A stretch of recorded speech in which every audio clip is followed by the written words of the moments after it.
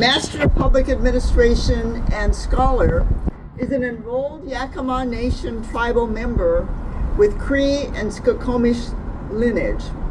She's a board member of the Museum of Culture and Environment, Artists Trust, and Columbia Riverkeeper, and she serves as an adjunct faculty at Yakima Valley College. Her blog, Native Friends, focuses on history and culture. Building understanding and support for Native Americans is evident in her films, writing, speaking, and exhibits. Her research topics include Yakama War, Native women, traditional knowledge, resource management, fishing rights, and food sovereignty. Emily lives on the Yakama Reservation with her husband and 3 children. Welcome, Emily. Thank you so much.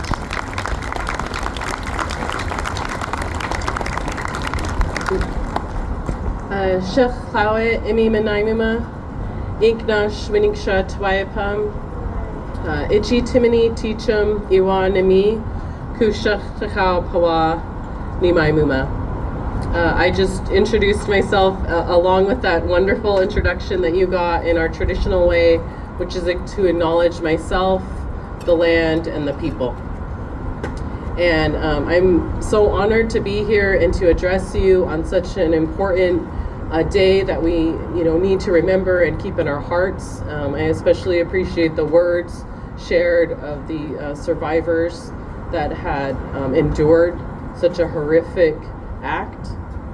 And for all of you, of course, for being here to witness, and for my own children that are coming that don't hear this kind of history in their classrooms yet. In terms of like a tribal response, of course, we have tribal members that are involved in environmental groups, such as, I am the board president at Columbia Riverkeeper, where we take numerous actions alongside tribes regarding the cleanup effort at Hanford, which housed the B reactor for this horrific act. Historically, what that area was and why it was such an area that the government wanted for their nuclear stuff that comes out of the river, it was our wintering grounds. And we would go there and the water was cool. It had a lot of course, different types of deer, salmon, and other resources where we could have village sites right nearby and have our food nearby as well. And when you look at our elders that go and return to this land frequently, you see that they still miss that time frame and that ability and that connection and being forcibly removed and not fully being told why and what was happening. And it makes me think, along with some of the sentiments that was coming, what was there, what could have been there, and what it changed.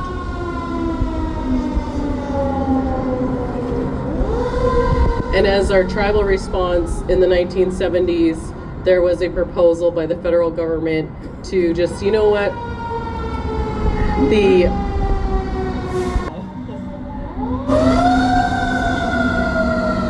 this land is so contaminated, let's just put other nuclear stuff here, and let's make it a nuclear dump.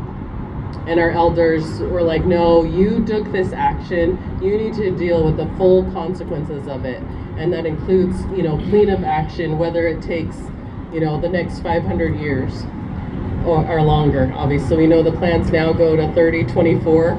I accidentally said 3025 30 minutes ago, and I got corrected by 1 year. I was like, oh, I'm very sorry. I did not remember that our cleanup and restoration plans stretch into 3024. And it takes a remarkable amount of strength and endurance to be able to work on something, to restore something, to plan for it, and know that you won't be here to see it, but that you're working on it for the future generations. And this is very much in alignment with our beliefs and our teachings, is to, protect the resources for those not yet born. And so in the sentiment of ours and my commitment, my people's commitment to everything that had happened, we can at least commit to that. Thank you so much for your time.